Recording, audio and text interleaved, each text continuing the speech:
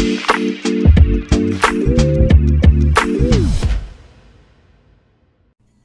right, hello, and welcome back to another episode of the Chase Thomas Podcast, where I'm still the aforementioned Chase Thomas, coming to you live from Knoxville, Tennessee, up there in New York City. New York City.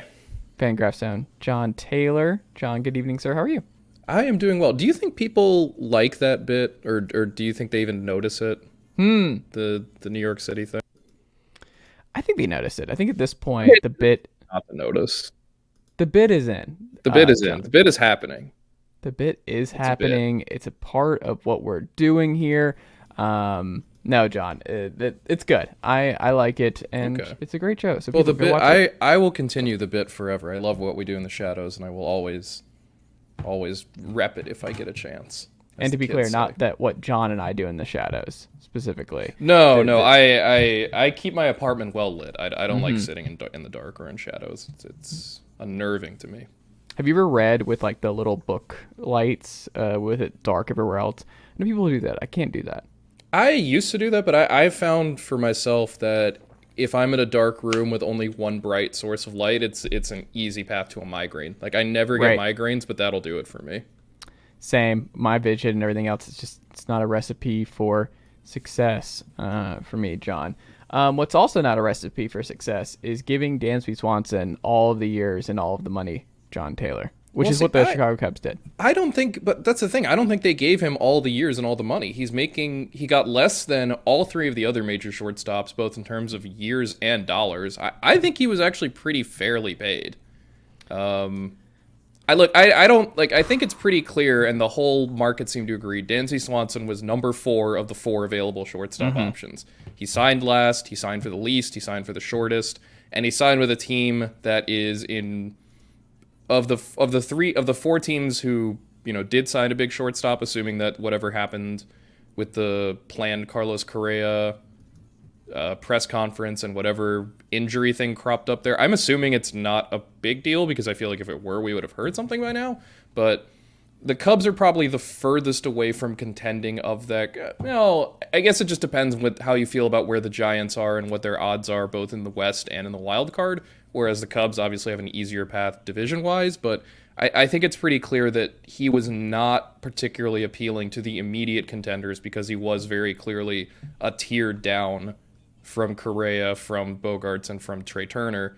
I think, though, he makes a lot of sense for Chicago in that, and I say makes a lot of sense for Chicago, even though Chicago is one of those teams. I know we talked earlier in the offseason that were they going to be in on Correa? Were they going to be in on a big star? Were they going to make moves yet? And Swanson obviously isn't that. He's kind of a step in that direction. I think what's just been weird about the Cubs is they went to all this trouble to shed payroll, to get rid of, essentially, to move on from the World Series winning core because they didn't want to, pay what those extensions would have been worth. And so they've still been adding talent, but the weird thing is they've just taken a very kind of roundabout way to getting to the same team but worse. Ultimately. I think what is just confusing about this for me is just the way Chicago has done its roster building, where it's, for the most part, it's Marcus Stroman and Dansby Swanson. It's guys who are that very clear second tier of free agent, and then nothing really else, aside from some kind of cheap ads around the way. It's very much how can we build a competent team, but not necessarily a great team. And when you're an NL Central team, I can understand that. That's not a particularly good division, and not a whole lot has to break in the Cubs' direction for them to be contenders for that division. It mostly takes just some things going pretty wrong in St. Louis, and I think we've already seen Milwaukee this offseason is in a similar position where, they've made a lot of trades to lose salary. They're not, they haven't made any major, really, if any, significant free agent decisions or signings, rather. There's not really anyone trying to take the division from the Cardinals right now, and I think, if you're the Cubs, there is that visible spot, and especially because you can go, okay, now we have one of the best defensive shortstops in the majors at the position, with him at short and Nico Horner at second base. Middle infield is going to be really good for Chicago. He's a better bat at that position than I think, one, that they would have found, and two, than people expect. A lot of it is just basically how long can Dansby Swanson hold on as a pure fastball hitter who's just never really figured out how to hit breaking balls or make consistent contact with off-speed pitches, and who has never been the most patient guy at the plate. I mean, it's working for him now. I don't think it's something where it's just going to collapse out from under him, but it's also kind of that understanding where it's like the last 3 years or so of that contract are probably not going to be pretty. On the other hand, the last 3 years of any free agent contract are not going to be pretty.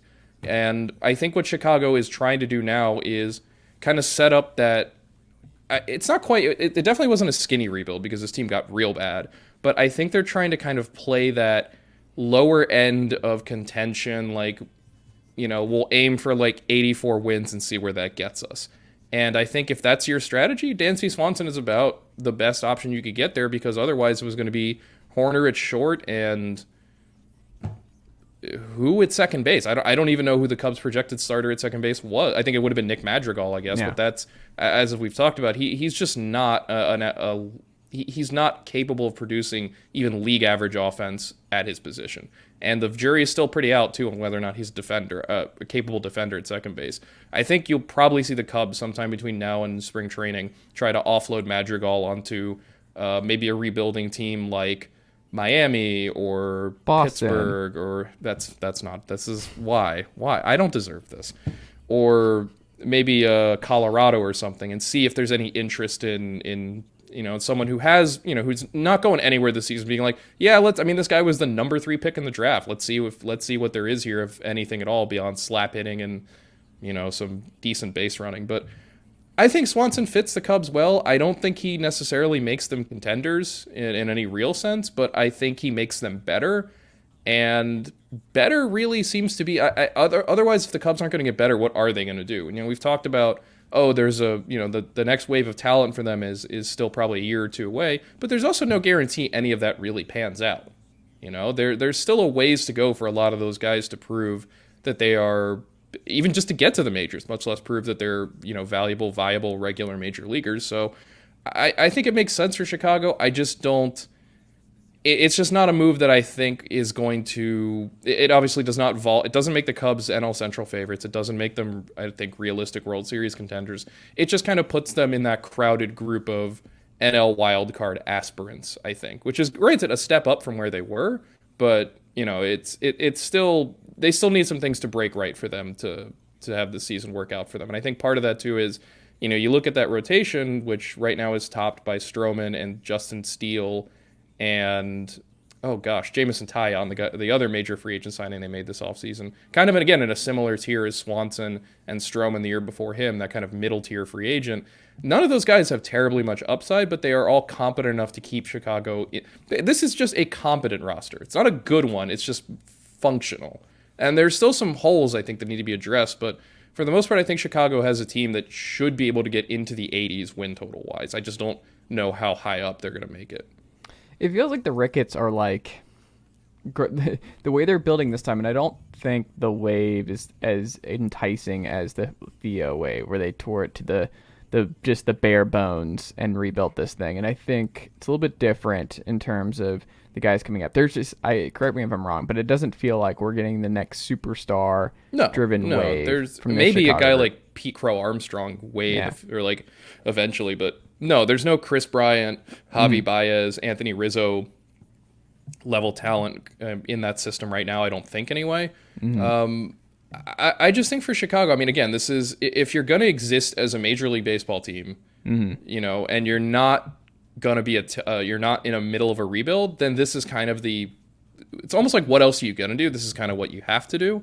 I think also the way that Chicago did things under Theo Epstein, the first teardown that led to that World Series team, that's just not something I think teams can really do anymore. That kind of rebuild is really, really hard. You need to get really lucky, and you have to be really good. We've seen a number of teams try that path and not go anywhere. I think it is much harder now with the way that most front offices, if not all front offices, with the exception of randos like, Colorado, they all have the same rough valuations and kind of insights into players. They all kind of look and try to go for the same caliber of player. You're not going to be able to make those big prospect trades where, you get a bunch of prospects and you get over. Like, it just doesn't work like that anymore.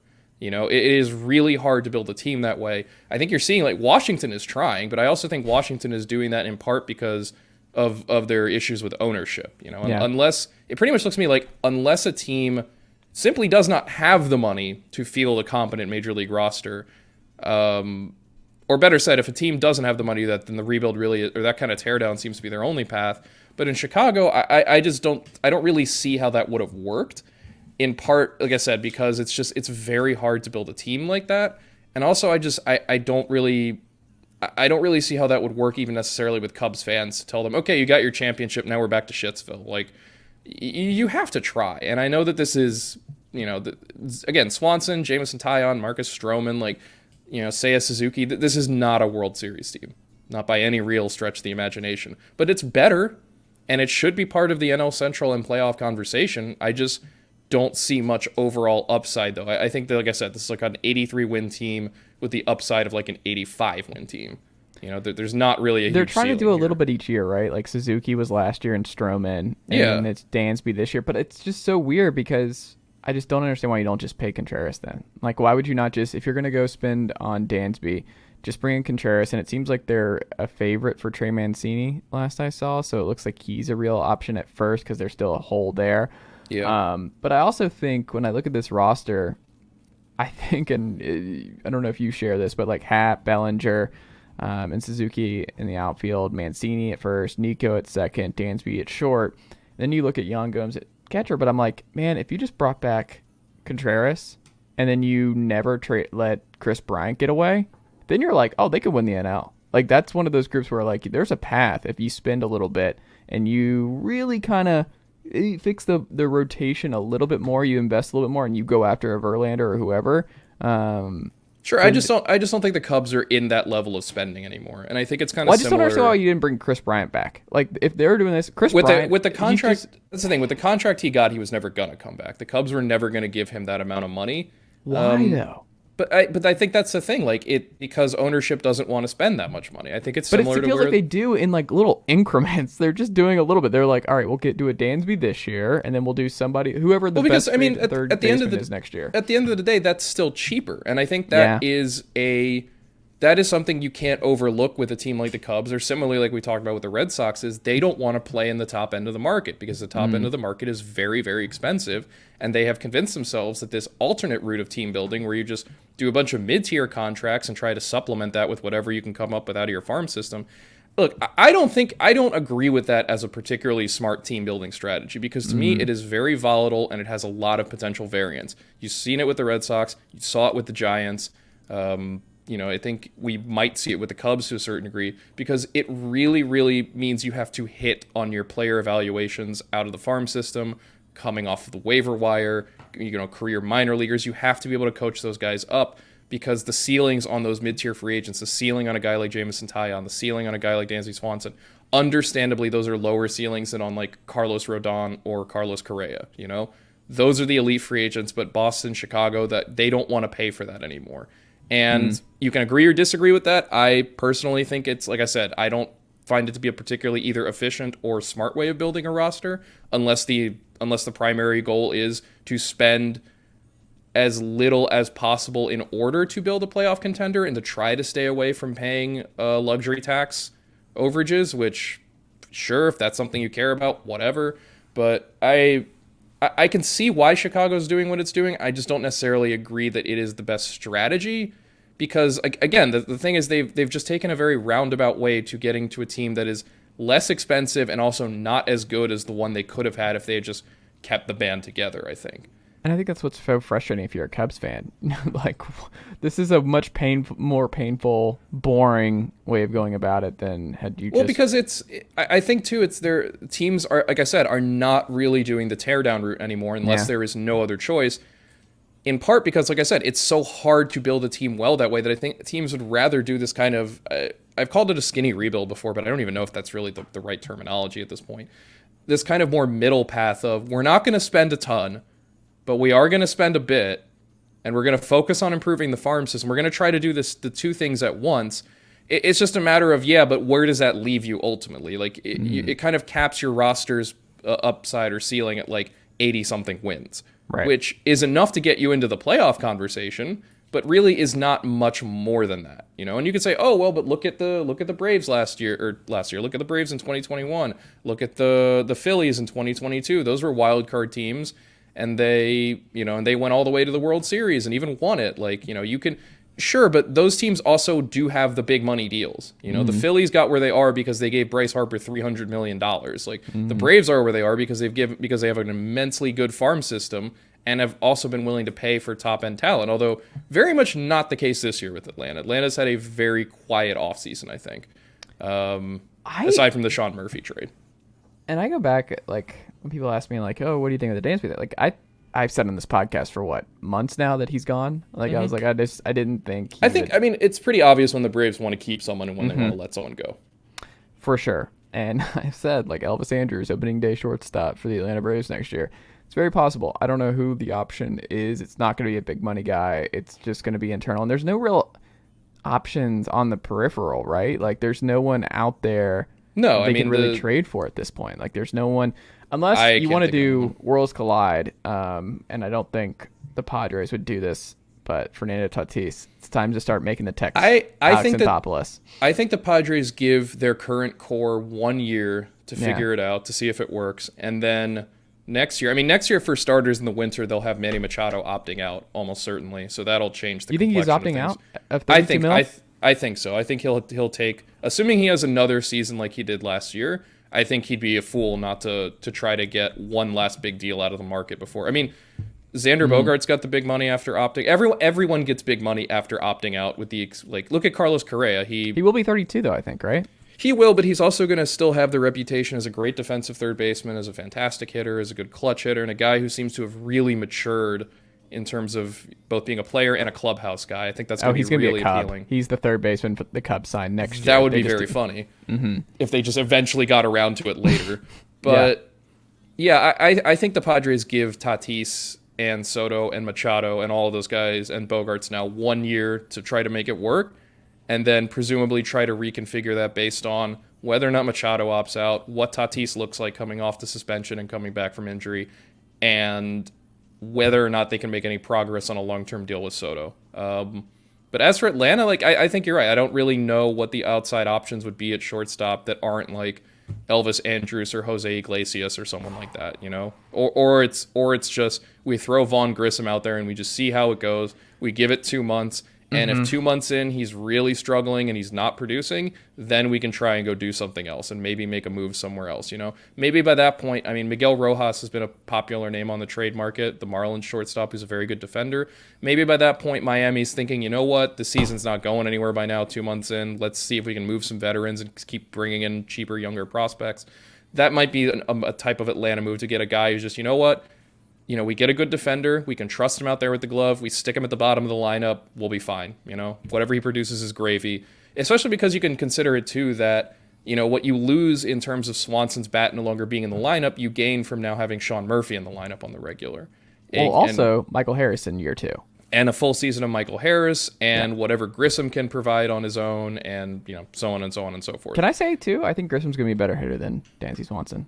For Atlanta. Okay, I'd be interested to see that. I just think, you know, I do think Dansby's career WRC plus, by the way, is 94. 94. But that's the thing. 116 last year. 115 2 years ago. He's about an average hit. He's just average. He strikes out a lot. But the Dansby of the last 2 years is a well above average hitter, and I think he can keep doing that for at least a few more seasons.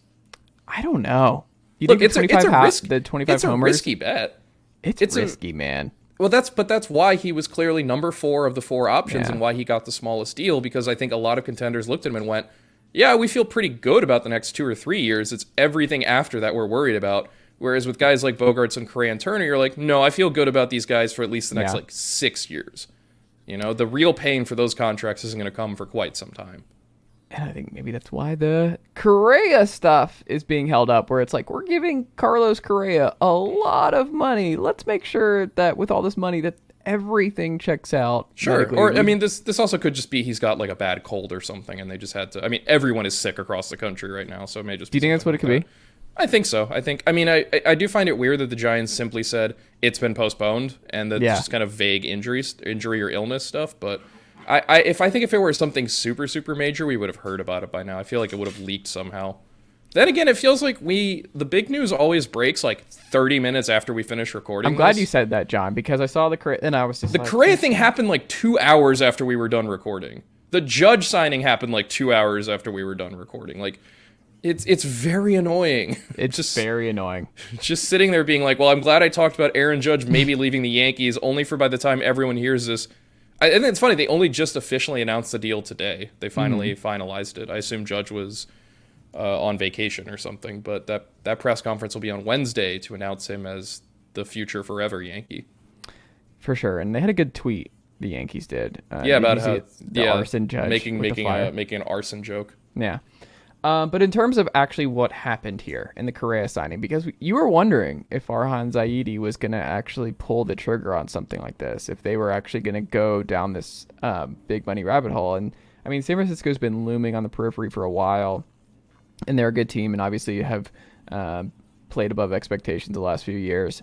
Not real contenders, but they're in that ballpark. One of the issues with them, obviously, is just that like you have the Dodgers in your division year over year, which is it's just the reality. Like it just makes things more difficult. Then you have the Padres, who are just throwing money and deal after deal to make this thing work. So if you're the Giants, I can understand why you're like, man, this is tough. Like it's going to be really hard to gauge how good our team is because like the Giants, I think, would be the best team in the NL Central if they played an NL Central schedule right now. Sure. And I think that is something that makes jobs like Farhan Zaidi's job a bit more complicated. But he goes after Carlos Correa. And, I mean, if you're the Rockies or the Diamondbacks, you're like, all right, I guess we're punting on another season of any kind of competition. I mean, if you're the Rockies, you've been punting, whether it's intentional or not, for the last, 15 years, so there's that. Just give Chris Bryant to the Giants. No, man, Chris Bryant loves being in Denver. No one cares about what he does out there. He can just stand in left field. Nobody gives a shit. Yeah. It's great. Like if I were a baseball player who cared first and foremost about money and comfort, I would go to Colorado and just be like, just give me whatever deal you want. Just I want to come here. But I need to win a title first because exactly. And that's what worked out for Bryant is he already had his World Series ring. And I'm not saying Chris Bryant is happy with one World Series. I'm sure he would love to win all the World Series. But I also think his priorities maybe something closer to I want a guaranteed contract that's big and long where I can just chill. Yeah. You know? And there's no pressure on me to be the franchise savior. There's no I don't know. Maybe Chris Bryant just doesn't want to play in October. Maybe he just likes having that month off. Maybe he's a big college football guy and he just likes having that month off so he can watch games. Maybe he's got a lot of Maybe he's got a lot of Maybe he's got a lot of weddings coming up in Octobers over the next few years, and he's just like, I need to make sure my calendar's clear for that. So I got to sign with the one team that is never going to play in October. And the one fan base that's not going to be upset if I play, I just have 180. How can you be upset? I mean, I know there are Rockies fans who are upset, and I completely understand why, because that team is mismanaged all the way around. But on the other hand, games at Coors Field are a very chill, comfortable time. You get to watch all the best teams in the NL West come there on a regular basis, although I guess less so now because of the newly rebalanced schedule. It's a really nice ballpark. The beer is good. Like, the drinks are good. It's a weed legal about a little place state called Aspen, where the women flock like the salmon of Capistrano. But yeah, I bring this back to the Giants with the Correa. So if the rumored numbers and years are correct, John, do you like this fit over the other possibilities for Correa? I think so. I don't really know where else he could have gone. I guess the other options were Chicago, but by the fact that they signed Swanson, it's pretty clear they weren't willing to play in Correa's ballpark, I think. Otherwise, it would have been. We'll never really know how interested the Dodgers are were. I think it's very clear that they play their cards very close to the vest. It's also very clear that this Dodgers offseason, they're not really looking to spend big. All of their signings have been smaller, very short-term deals, for whatever reason that happens to be. I wanted Baltimore. We wanted it. We wanted to wield that into existence. But it's also really clear that Baltimore is not in a spending place hold either. On, John. What gives you that impression? What about this winner from Baltimore gives you the impression? Look, when they signed Adam Frazier, I just started hooting and hollering. I was like, the boys in Birdland are back. Yeah, I think that ultimately, after the Yankees signed Judge, and I don't really know that they were a realistic landing spot for Correa even without him. And after the Padres signed Bogarts and they finally got the guy who was willing to take their money, and since Turner went to the Phillies early, those Philadelphia, San Francisco, and I think you could argue Chicago and Boston, I guess, were the teams where you're like, yeah, y'all need a shortstop. Y'all really need a shortstop. And with San Francisco, I think part of the thinking is, well, if that money's not going to go to Aaron Judge, and we're not going to re-sign Carlos Rodon, and we don't really have any long-term deals we need to hand out anytime soon, and we've got money coming off the books in the form of Brandon Belt and Evan Longoria and Brandon Crawford next season and whatnot, then we might as well spend it. And I think if you're going to spend it, then a young, powerful, great defensive shortstop is probably the best way to spend it. Correa is a guy who I think should age very well. When his shortstop is no longer a thing from him, I think it should be pretty easy to move him over to third or second base. Not a position that the Giants have any real long-term solutions at shortstop. Obviously, they've had Crawford there forever, who will now no longer be playing shortstop there. He'll have to move over, I guess, to third base for the next season. This really did just make the most sense for them in terms of if we want to add an impact bat at the position of need, this is the one that makes the most sense for us. It was either going to be that him or Judge, I think, that would have made the most sense for San Francisco. I think, if anything, Correa probably makes more sense than Judge because he does play that premium defensive position, whereas Judge was only ever going to be a corner outfielder for that contract. I don't know that. I mean, he could have played a little center, but he obviously wasn't going to be anything other than a right fielder for the long term of that deal. Whereas Correa, again, will play the more premium defensive position. They're both really great defenders, Judge and Correa. But yeah, I think if you're the Giants, and I guess part of this too is if you want to be able to stay in that race with the Dodgers and the Padres to any real extent, or at the very least continue to call yourself a wild card contender, you needed to make that kind of impact addition. And I think Correa was the best option, certainly still left on the market, but probably the one that made the most sense for them ultimately, regardless of the years and the money. Yeah, wonder. And part of it too is also just to finish up is like when I mentioned that whole thing about the high variance, high volatility teams where you do the mid tier free agents and you try to supplement from within, as the Giants have tried to do. Again, you saw the downside of that last year with the Giants, where it's like when guys start getting hurt, you just do not have the body, and you don't have the bodies. Like having that elite talent like Correa raises the floor for everybody. You're not starting from a position of, okay, we're going from a 2-win player to a 0-win player when that 2-win player gets hurt. It's, well, if a 2-win player gets hurt, fine. We still have the 5 or 6-win guy at shortstop. So long as Correa is healthy, he will help keep that roster more afloat than it has been than it was, especially last season. And I think too, it's also, an admission on the Giants' part. I think that, I think we all felt to a certain degree like 2021 was a little fluky for them, primarily because it relied on so many older guys producing kind of above beyond what we were projecting them to, and last year was more of kind of a severe regression, but a regression nonetheless. Yeah. So I think it's also kind of the implicit admission that, hey, we can't really get away with that. Like, if we want to be regular contenders, we need to have, locked in elite players. And also, again, defensively too, with that pitching staff, especially that the Giants have, especially with Logan Webb, who gets a lot of ground balls, having an elite defensive shortstop, that much more important for a Giants team that was really, really bad defensively last year and really needed to improve in that category. And Correa will do that for them. And you like that Flores and LaStella are just bench guys that... Yeah, and that's what they should be. You should not be in a position where Tommy LaStella and Wilmer Flores are starting on the regular for you. Those are valuable platoon and reserve bats and gloves. Maybe not so much in Wilmer's case. He's not much of a defender. But yeah, you want to have... It's almost like having... It's like signing an elite closer where it just resets the bullpen. So it's like, oh, I like this guy better when I don't have to worry about him having to get all the most important outs. He only has to get some of the most important outs. That's better. Everyone in that bullpen hierarchy takes one step down, which means not only do you have more good pitchers available to spread out more over the course of the game, but you also don't have that one really bad reliever that you have to roster because it's like, well, who else are we going to put on this roster? Similar with Correa. This is a big improvement from running out Brandon Crawford on opening day, and it's a big improvement over whoever the backup would have been to Brandon Crawford on opening day. Probably Wilmer Flores, which is not a good sign. Or was not a good sign, rather. No. But, I'm very curious to see what happens with the Giants. And their rotation's just so weird. Because, like, if you're a long-term baseball fan, and you would have told, you and I, John, like 4 years ago, the Giants' rotation would consist of Alex Cobb, Sean Manaea, Mania, Ross Stripling, and Alex Wood, and we'd be like, this team could be it's a funny. real Those contender. all those guys are the same guy. San Francisco Yeah. is a very particular type of guy that they like.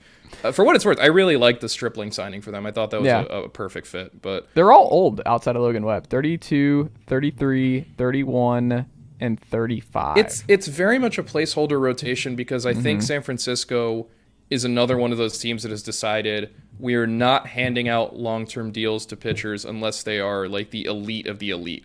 And I think you could argue, well, then what is Carlos Rodon to you guys? He is the elite of the elite, and he actually got, I thought, a much smaller deal than he was going to end up getting. Especially But do you with the like way- that deal more than Mania? Or Mania? Why do I keep saying, is it Mania or Mania? Mania. Mania. Well, it's apples to oranges, right? Mania is in no way, shape, or form a Carlos Rodon replacement. Yeah. You know, it's more the idea that instead of concentrating all our resources in the 180 innings that Carlos Rodon will give us, we will concentrate that on the, let's say, 280 to 320 that Mania and Stripling plus will get us. You know, it's more. I think it's about, in that case, it's spreading out the risk, so to speak. Yeah. The Giants clearly are not the team. Like, they already made the big Correa signing, and very clearly they'd rather invest in the position player than the pitcher. And I think that makes sense, especially because I also don't think the Giants are one pitcher away. You know, I don't think that bringing Rodon It's not back. their ethos, right? Like, this is not who, like, Andrew Bailey and all those guys and that profile of, like, this staff is like, no, we want to be like the Rangers, just like a souped up version of the Texas Rangers where you come into San Francisco and we maximize these guys that everyone else does want to get the big deals to. And I think that's the other thing, too, is they feel probably with a guy like Mania or with a guy like, with Stripling, or as has been the case already with guys like Wood and Cobb, that there is an underlying level of performance that they feel that they can bring out if they can keep them healthy and make some, changes, additions, whatever, tweaks to their repertoire, to their mechanics, that'll make them a better version of the pitcher they are. Again, it's higher risk because those guys have a lower floor, obviously, than a guy like Rodon, injuries notwithstanding, a lower floor and a lower ceiling. But at the same time, I understand that Giants mindset of, no, we'd rather just use that money to sign 3 pitchers whom we think can all kind of be kind of high 3s, mid 3s ERA guys, as opposed to the one guy who's guaranteed to be like a 3.25 ERA, but then have to worry about filling out the back of the rotation with prospects who aren't ready, or guys like Jordan Lyles or Kyle Gibson. Yeah. I think that makes sense to me for San Francisco. What I think did it's Lyles just sign? KC? 2 years, $17 million, which. Sure. Royals. Whatever. There's no point in thinking about what the Royals are doing at any given time because it is just the inexorable march forward of time, essentially. The Royals are just entropy. They will just keep doing things until there is no more to be done. Good for Jordan Lyles, too, I guess. How that dude has had a surprisingly long career for someone who has never been anything better than like a 4 starter. Really something. He's first rounder, right? I don't remember. I mean, in my mind, Jordan Lyles has been in the majors since like 2004. Well, he came up early with the Rockies, didn't he?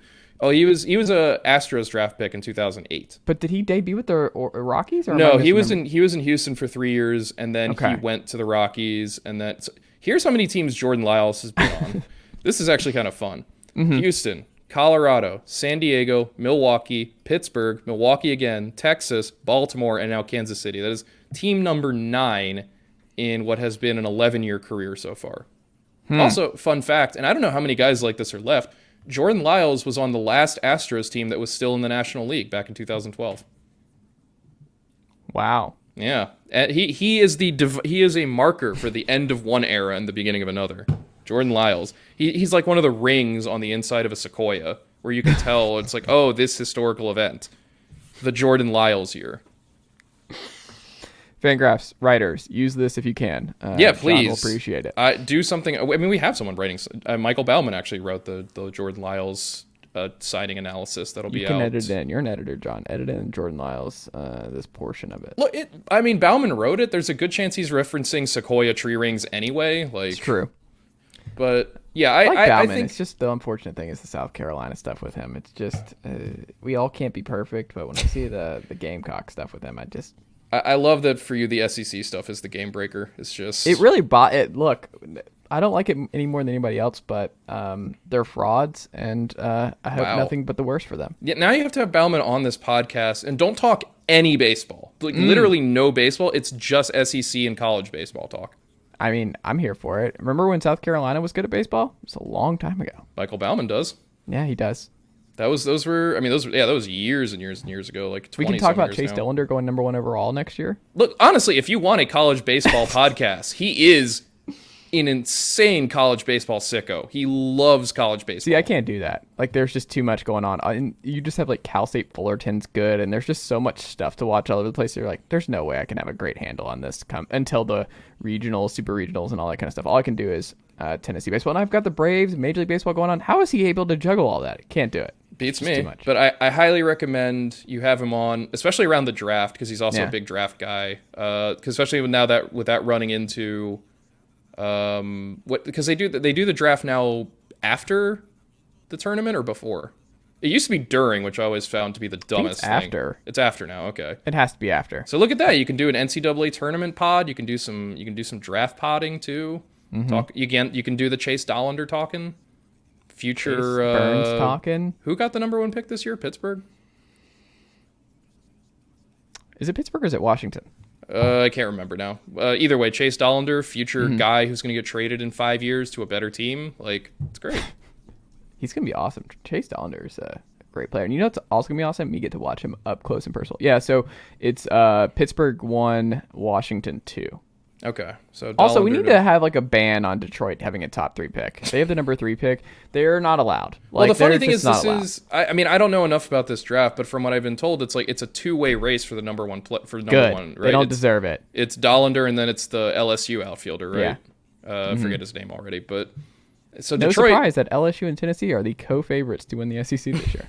So there you go. Detroit looks like they might be picking 3rd in a 2-guy draft. So hey, it's tough.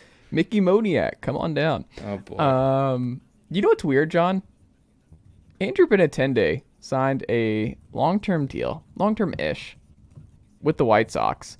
And the White Sox kind of addressed right field for the first time ever, or addressed their outfield in a way for the first time ever. Do you know what's funny? This deal for Benintendi, 5 years, $75 million, the biggest contract the White Sox have ever handed out in free agency. Is it really? Jerry Reinsdorf will never see paradise. He is a monster. But yes, this is a position that the White Sox have more or less pretended didn't exist.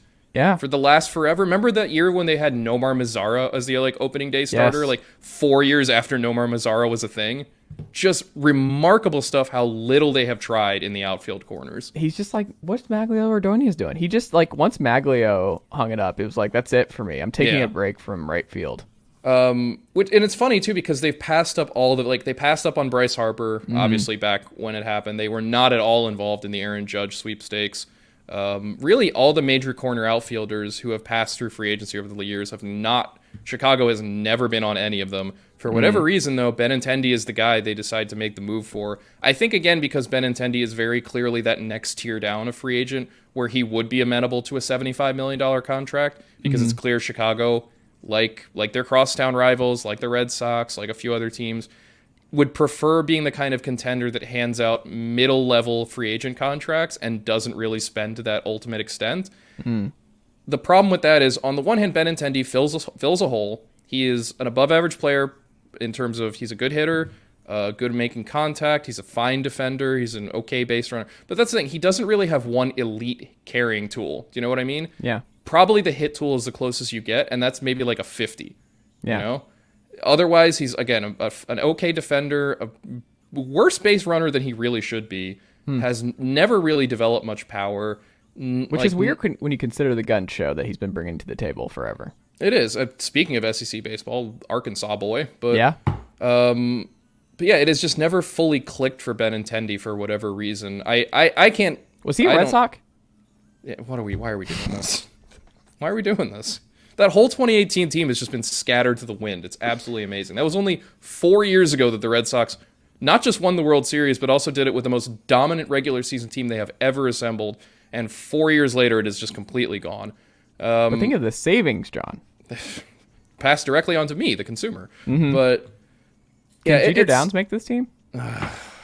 Boy, it's funny though that Benintendi, he fills a hole. He solves a problem for the White Sox, a team that struggled badly that got no production out of its corner outfielders, struggled badly to hit right-handers because it doesn't, that team lacks really impact left-handed bats. Benintendi should solve both of those problems. He'll hit high up in that lineup and be a better on-base guy, I think, than what the White Sox have run out in years previous. But still, the ceiling for this White Sox team does not feel very high because this is just not really an impact signing in that regard. This is a guy who makes your team better, but he's not a guy who really changes the future or direction of this. But it stabilizes the team a little bit. He might bat in the 2-hole. Like I think probably he's will. Be critically important for this team, actually. And I think he will stabilize things for them. But it's also a matter of Chicago still doesn't have a viable second baseman. Who do they have penciled in right now? Your guess is as good as mine. Romy Gonzalez. Yeah, that's just not going to fly. A No. year after they did the same thing at second base, and we're like, oh, we'll just make do with Josh Harrison and Cesar Hernandez. No, you won't. Is there anybody still left? Any free agents? Who's left? Not really. I mean, they're just kind of stuck with whatever they wanted, like with Romy Gonzalez down there. I mean, obviously they'll lose something with... Wait, is Josh Harrison still out there? He's around. He's available. You can just bring him back. I think Benintendi is similar to what they did with Mike Clevenger, where it's more just to patch a hole than it is to actually take a step forward. Do you know what I mean? Mm-hmm. It's just we're going to improve this team, but only in a very kind of small way, and it's less about improvement than it is about just eliminating the gaping holes. Mm. Because you can argue, guys like Clevenger and Benintendi, there's just not that much upside left on them at this point. Yeah. Clevenger is what he is at this point, barring better recovery from Tommy John surgery. Benintendi pretty much is what he is at this point. If the White Sox are going to take a step forward, it's not going to be because of Benintendi or Clevenger. It's going to be because they get a full healthy season out of Luis Robert. They get a full healthy season out of Eloy Jimenez, and a really critically important thing, keep him as much out of the outfield as possible. It's because Yoan Moncada actually comes back to some form of production. It's getting a healthy season out of Yasmani Grandal. It's Andrew Vaughn stepping in for Jose Abreu and not really missing a beat. They need a lot of things to go right in that regard that I can understand. On the one hand, it's like, well, it's not like you're going to add a free agent who's going to make Luis Robert healthier. You just kind of have to hope for that to happen. But they're also, they're not really making the kind of over-the-top moves that would turn that thing from, hey, it'd be nice if we got a healthy season from Luis Robert into, or better said, their position right now is we need a healthy season from Luis Robert, as opposed to with a better signing, boy, sure would be nice to get a fully healthy season from him. But even if we don't, we're still a better team than we were last year. I think Benintendi makes him a better team than last year. I just don't think he moves the needle particularly much. On the flip side, though, it's not even just that. This is maybe just moving on from La Russa is a big win here. That we cannot overstate how much that's going to help. Getting rid of the absolute crypt keeper mummy, whose blood is like half. His blood is like 50% like Old Crow. Yeah, that'll be a big change. I think that'll be a big old help for the Chicago White Sox and current manager. Who is the White Sox manager again? Really just on top of things over here. Wasn't it the Houston bench coach? Who do they hire? Oh, yeah. Pedro Grifol. No, he was the Royals bench coach. Oh, I guess the guy at Houston who he thought was going to be the favorite stayed in Houston, right? I believe so. Bench coach. Either way, but yeah, Pedro Grifol. But Joe Espada, that was it. Joe Espada, okay. But yeah, because I thought he was the favorite for the while, and then he didn't get the job. It's also worth noting with the White Sox, their farm system's really bad. Like, it's not producing major league talent. Like, maybe a guy like Lennon Sosa can function as a utility guy. Maybe Oscar Colas eventually comes up and takes right field away from Gavin Sheets or left field or whichever it happens to be. But they're not in any position where they're all the guys who are part of that big rebuild, all those big prospects are either up or gone. Yeah. So this is why they were ready to win like the last couple of years. That's why you're like, what are you doing last year? Last year was insane. And that's what are we doing? That's what gets me about signing Benintendi and Clevenger is that as finishing moves, that's fine. But as your only moves, you're like this window that the White Sox have with this current group of guys. I'm not saying it's closing tomorrow or anything. But again, you're not bringing up any more guys. This is it. This is the core. This is the group. And you're also starting to run into issues of, like, contract-wise, I think Tim Anderson's only under contract for this year and I think has an option for next, Yeah. you're going to start getting to the point where guys like Robert and Jimenez are going to start getting more and more expensive, to the point where Dylan Cease is going to get expensive, to the point where Lucas Giolito is going to get expensive. Well, speaking of, can we say that they have the best rotation in the AL Central? Like, I love their rotation. I think Cleveland is still better, but I think it's probably close. A lot of it depends on, one, how Giolito looks after a really up and down season last year. Two, if Kopech is fully healthy, and I guess less so, three, if Lance Lynn is fully healthy. Yeah. I just believe more in Cleveland's ability to get the most out of its pitchers than I think Chicago has been able to do. I mean, Cease obviously is probably the best of anyone in that group, with the possible exception of Shane Bieber. But yeah, I like more what Cleveland has, I think, which is funny because they have far less upside in that rotation, but I think are a far more stable group and a far less.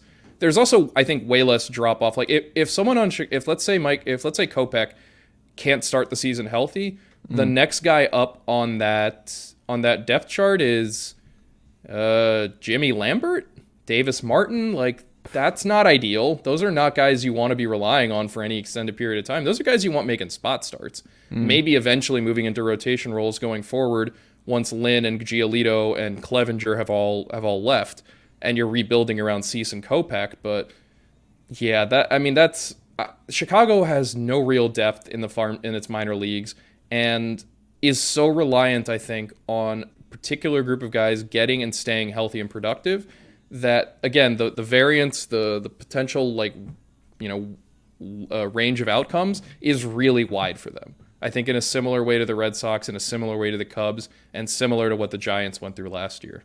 And you just want to be like, can we just get to Kelly, Graveman, and Hendricks every single night? Can that just be our that's 7, also 8, gonna, 9? that's, Like, can we just do that? That's also going to be really tough, is that their bullpen beyond Hendricks, Graveman, and if he's healthy, Aaron Bummer. Yeah. I do not like this bullpen. I mean, Reynaldo Lopez was weirdly good last year, but Joe Kelly is Joe Kelly. Jake Diekman is awful. I still don't understand why the White Sox traded for him. Jose Ruiz is fine. It really all hinges on Hendricks, Graveman, and Bummer, and maybe they get Crochet back at the end of the season at some point. But yeah, again, there's just not a lot of depth believer, though, on this roster. Yeah, I'm a firm believer that if the bullpen's the last thing, then you can figure that out. Like, bullpen is just, if that's your last issue, you can. I'm okay with that. My problem, though, is that Hendricks and Graveman in particular have been really heavily used the last 2 years. Yeah. That those are guys where they're not necessarily, like, I don't necessarily know that that's going to make a huge difference, but ideally you do not want them pitching every day or even really every other day. You want to be able to give them breaks. You want to be able to give them rest. And the way that Chicago's bullpen is built, if they have a lead in the late innings, those two guys are going to be pitching all the time. And that's not really, and this is also not an offense, unless it's healthy, that is built to score a ton of runs and put the game out of reach quickly. You know, this is a team that had to grind out a lot of like narrow 1 and 2 run wins last year when they had them, like, and that also blew a fair amount of them too, because there's just no real margin for error. So, I mean, again, Benintendi, I think, is something, he's a player the White Sox had to add at a certain point, because again, you kind of need corner outfielders in this game, and one of them cannot be Eloy Jimenez. But I think that's a team that's perpetually, we keep saying this every single year, needs to do more, has to do more, refuses to do more. And as such, I'm early, but I am probably going to pick the Guardians as my division favorite for next year, with the Twins probably as the other option. The White Sox I'm really going need. White Sox. I can't do it anymore. I can't keep falling for their. I just have PTSD. You have White Sox PTSD. I'm Guy Pearson memento. I'm just gonna get "Don't believe in their lies" tattooed on me about the White Sox. Well, there's more time. We have all the time in the world to get to our preview series and all that good stuff. So who knows what can happen here. Last big signing that we have not touched on yet, Carlos Rodon. We touched on him a little bit with the Giants, but he goes to the Yankees. Jon Tayler. How do you feel about the fit with Rodon in New York and not Queens? I think it's a great fit for the Yankees and for Rodon. A very straightforward pitcher, power fastball, power slider, probably one of the best sliders in baseball, a very good fastball to go with it. There's not a whole lot of moving parts or kind of extra to Rodon. He goes out, grips and rips it, and I love that. I think for the Yankees, they had reached that point in the offseason. I mean, obviously they brought back Judge, but they pretty much passed on more or less every other impact hitter available on the market. Obviously did not go anywhere near any of the shortstops. I think if you're looking at the Yankees, you could say, okay, what would you want to address here? The outfield? Well, there aren't really any good corner outfield options left at this point. You're probably just going to have to try to make it work with some combination of Aaron Hicks and Giancarlo Stanton and whoever else in left field. Or maybe that's something you address in a trade. Who knows? I know they were talking about Max Kepler for a bit. The Twins, obviously, and having signed... who was it they signed now that they need to make some room? Did they sign anyone? The Twins? Joey Gallo. Yeah, they signed Joey Gallo. A lot. Yeah. Joey Gallo, yes. So obviously they're going to do some outfield shuffling, but I guess the other position would have been catcher, although I know that, Jose Trevino was very good for them last year, and Wilson Contreras was really the only impact addition available there, if not Sean Murphy in a trade. Obviously, shortstop, I think they're very much committed, it seems like, to Anthony Volpe eventually getting that job, or maybe Oswaldo Peraza. The other thing with the corner outfield stuff is I kind of doubt anyone left on the market at this point can really outproduce Oswald Cabrera. He seems like a pretty good option out there, maybe as part of that group with Hicks and Stanton, depending on what they want to do. So when you look at it, it's like, okay, the rotation is really the one last place the Yankees not only could make an impact, but also where there was an impact player available in Rodon. And it's also, part of it too is that Toronto got better this offseason. The Rays haven't really done anything, but they're still the Rays. Baltimore should be better. I am not going to talk about the Red Sox.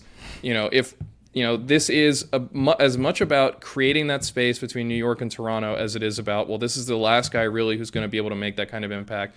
Because the nice thing about Rodon is, this isn't like we need to. It's not like with the Giants signing Sean Manaea and being like, he needs better health and we need to work on his repertoire and we need this, that. No, Rodon, you just plug and play. It's like when they signed Garrett Cole. It's like, no, we know exactly what we're getting and it's going to be really, really good. I think it makes Correa an everyday player for them next year. I think not in a regular position, but as a kind of jack of all trades utility guy, yes. I think he'll be playing around the infield. I think he'll probably start 4 times a week. Okay. I would guess, depending on how things play out injury-wise. But yeah, I think... sign somebody else. I wonder if they sign another outfielder. I just don't know that there's anyone left on the outfield market who really makes any sense for them. I don't really see it because at this point, with Michael Brantley down, and Brantley was only really nominally a corner outfielder, your best bets in the outfield who are still available are Jurickson Profar, David Peralta, Will Myers. That's not a great list. Like Jackie Bradley Jr. Oh boy. Wait, Tommy Pham's still out there. Pham is pretty much at this point a platoon bat who is not really a good... That's kind of the thing. Every one of these guys is not a starter, with the possible exception of Profar, who is at this point basically an older Oswald Cabrera. With the Yankees. Goodness it's gracious. A good question, and I'm curious to see... he's a guy, if you're a team that needs right-handed power off the bench to face lefties, if you're a really lefty-heavy lineup, obviously a good addition possible there. I think the other thing with the Yankees is they presumably would want some left-handed offense, which means that they're more... maybe a guy like Peralta makes sense as a reserve. I don't know. Maybe Corey Dickerson? Michael Conforto for the LOLs. I think Conforto is the one potential impact outfield bat still left, but I also have to imagine the teams after what happened last offseason are probably extremely wary of signing him to anything other than a one-year deal with a lot of conditions attached. So... Yeah.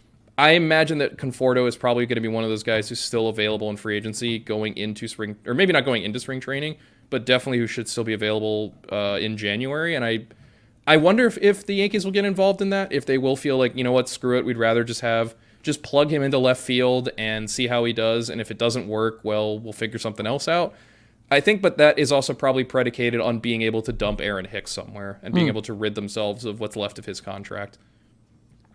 That's fair. John, we'll end on this. Who is having the worst offseason thus far? Whose name doesn't rhyme with the... You can't do the Red Sox. We've done too much torture here for that. Yeah, I don't know. And there are a few different ways you can look at it. In terms of teams that should be doing more because of where they are, honestly, I don't like the offseason the Dodgers have had. I don't like it. I understand it in the sense that everyone they've signed has made sense within, but signing JD Martinez, for example, they effectively traded JD Martinez for Justin Turner. Martinez signs with the Dodgers. Turner goes and signs with the Red Sox. So I get the presumable hope that Martinez reunited with Robert Van Scoyoc, the hitting coach who really turned him into the version of JD Martinez that we've seen the last several years. And particularly, it seems like he really wanted to reunite with Mookie Betts. maybe that will, bring back some level of the offense he seems to have been losing the last couple of years as he's aged. But part of that too is like, as these guys get older, this is just what happens. And a guy like Martinez, if he's not producing with the bat, offers you literally nothing else. He cannot play the field. He is a terrible base runner. He is just a bat, essentially. And as much as I get why Los Angeles wanted to do that, on the other hand, it's like, but this roster is just kind of a mess right now. Like, getting rid of Justin Turner means Max Muncy is your third baseman now? Like, your shortstop is Gavin Lux? Are you sure about that? Like Chris Taylor, regular outfielder? Are you sure about that? I just feel like there's so many positions on this team where I'm like, are you guys really going to do this? You have a payroll of like $200 million, and the Padres have spent all offseason bulking up to like Barry Bonds in 2001 levels of like just like bulk essentially. Don't you want to do a little more? Like, you got to do a little more, I feel like. I mean, I don't know. Maybe they're all in on Michael Busch. I think a lot of this is about resetting the payroll so that when they go after Shohei Ohtani next year, they can make the biggest offer on the face of the planet, non-Steve Cohen division, and sign him. Or it's just keeping that space open if they want to make a trade for someone at some point. I don't know who that would be necessarily. And that's more how they operate. It is more how they operate. They are not a huge free agent team. But I just think that the number of like iffy positions on this roster and the kind of weird, especially defensive construction that they're using right now, I feel like that it's just kind of they've put themselves in a weird spot where I don't feel like the team that's going to be on the field opening day for the Dodgers is the team that's going to be in the playoffs for the Dodgers. I think there's probably going to be a lot of change between now and then, but I'm just kind of I'm not really clear or sure why they haven't done more this offseason in terms of adding guys who are like beyond just like again, peripheral guys, like kind of roster, like along the roster margins, as opposed to, I don't know if they were ever seriously in on Rodon, for example, but a guy like that, or Judge would have required a lot of moving around too, but a guy like Judge, a guy like Correa, like, it's a little strange to me, especially given that, letting Turner walk and not really replacing him. That also strikes me as a little strange. Otherwise, I think Baltimore has had a very bad offseason. Another team that has really not taken advantage, I think, of the circumstances that it has, in particular the fact that Baltimore has no long-term money at all on the books, and this really would have been an ideal time to make a splash. Like, they could have easily signed both Correa and Rodon. Yeah. No problems there. Upgraded two major positions on the team, really put themselves not just again in the AL wildcard conversation, but realistically in the AL East conversation. Instead, I think that's a team that all of its success is going to have to come from the young guys. That's a lot of pressure, and that's also really risky. That's not an established base. And I think, too, if there are injuries in Baltimore, there's a relatively healthy team last year. Injuries would really, really present problems for them. In a similar vein, I don't know if you can really say that Miami has had a disappointing offseason. I don't think it's been a good one, though. They haven't done anything. They're not operating like a front office that... They're not operating like a major league team. They're just not. Well, not just that, but like a front office that basically was told, like, this is it for you guys. Like, you have to make the playoffs probably or you're out. And they're not really because we thought going in the offseason, like I think we said, like they had the most trade artillery of anyone in Major League Baseball because of how many unbelievable young arms they have in this rotation that, like, man, they just move one or two of these guys, they can completely remake this team. And they haven't done it. No. And I'm really confused as to why they haven't. I'm starting to wonder if ownership just flat out doesn't have money. Bruce Sherman, probably the most over-leveraged owner in baseball, a guy who had to take on considerable debt to buy that franchise, a move that MLB never should have allowed in the first place. But I do wonder if ownership there is completely cash-strung. And well, that's great. That's why Jeter got out. I really do think that's why Derek Jeter left in part. Because he realized, hey, this team not only doesn't have a commitment to spending big and making the moves needed to make this team better, they don't have the money to spend big, and they're not going to, and it's always going to be like this. Part of it, too, I think, is Jeter probably wanted a bigger voice in player making and player evaluation and decision making than I think the rest of the ownership group and front office really wanted him to be involved in. I imagine their idea was more, hey, you're Derek Jeter, face of the Marlins. Go out and be, just be the face. Don't be the brains, be the face. But I don't really get what Miami is doing. I think the only real explanation is an Oakland type scenario where it's just, we just don't have money. We just do not have money. Sorry, no money here. Go Marlins. Yeah, Oakland having a very bad offseason, but that I think was to be expected. I mean, I just think there are a lot of teams like Colorado, Pittsburgh, Cincinnati that have just not done anything this winter. And I don't necessarily know if you can call that a bad offseason for them because none of those teams were expected really to do anything or contend. But it's still just disappointing to see teams that were just out and out bad last year do really nothing to make themselves better in the process. Texas, I think, is the only team where they were just flat bad last year, where it seems like they've made an honest effort to be like, no, we're not going to be bad again. I think San Francisco probably another one, but San Francisco is obviously also a team where 2 years ago they led the league in wins. So that's I think a little more complicated, but. Those are the ones that stick out to me just as being particularly kind of noteworthy for just not doing really anything. Otherwise, I similarly Washington, Detroit, but those teams weren't gonna do anything. I think in terms of teams where you actively expected them to do something, the Dodgers, Orioles, and Marlins, I think and of course the Red Sox, have just had off seasons where you're just kind of like, what are you guys doing exactly? Like, what is the plan here? Because there does not seem to be one, at least visible from here. Yeah, man. Well, still a little bit of time. Not anything. All the major stuff's gone, but we'll see what I think we're effectively in trade season right now. Yes. Because all the major free agents, with the exception, I guess, of Conforto and who is the top free agent still left on the market right now? I just closed the list. I'm looking it back up again. It's Elvis Andrus. Oh my God. Future Brave Elvis Andrus. Corey Kluber, Brandon Drury, Jurickson Profar, Johnny Cueto. I'm kind of surprised Kluber's still out. I am a little bit too. I kind of figured a team would have snapped him up by now as like a fourth or fifth starter with some. I didn't realize Corey Kluber is already 37 years old. Yeah. Boy, I thought he was just perpetually 31.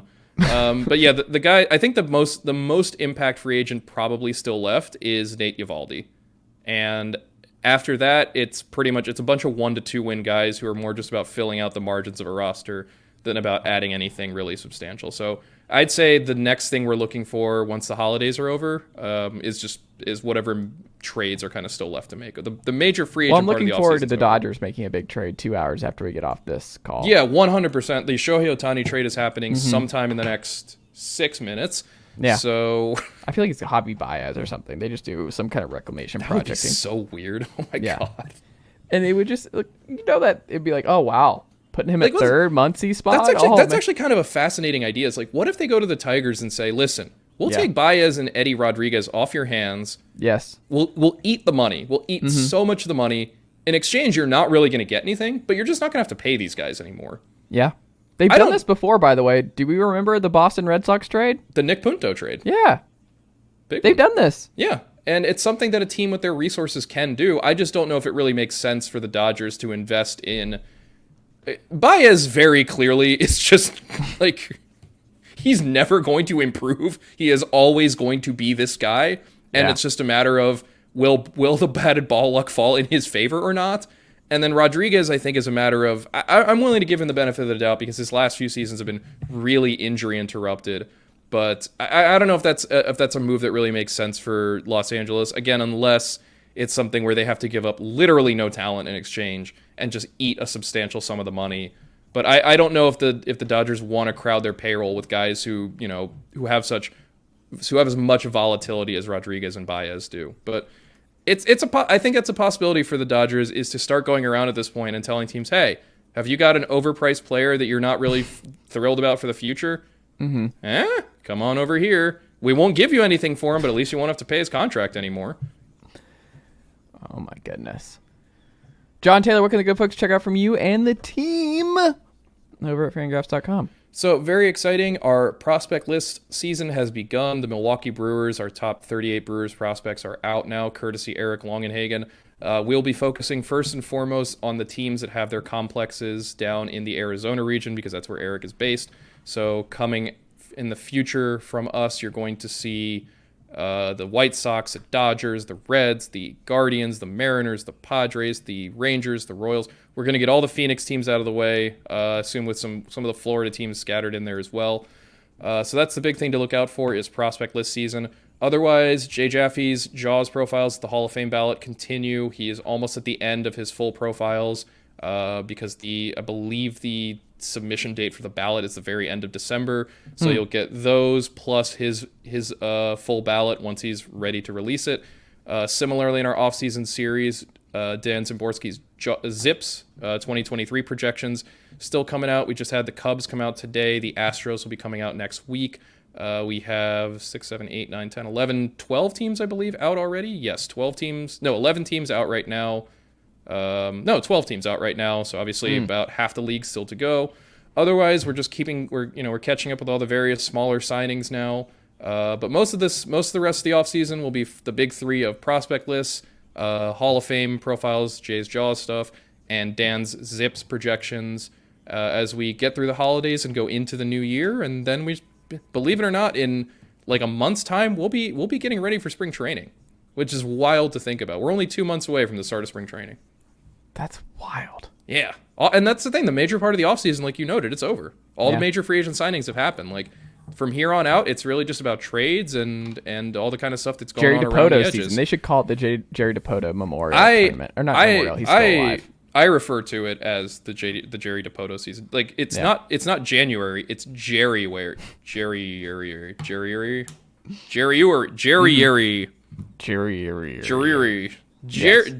Newary. I'm gonna workshop that one. It's got some potential. Come on the pod, Jerry DiPoto. Come on the pod. I've already got a good one that Chaim Bloom is actually Chaim Blame. So I'm starting with that. I'm working my way through the list now. Oh, Jon Tayler. This is why he is the editor at Fangraphs.com. Because of the bad puns, or the bad puns. That's what keeps editors in business. It's true. It really is. Jon Tayler, always a pleasure. Thank you so much, and I'll talk to you next week. Sounds good.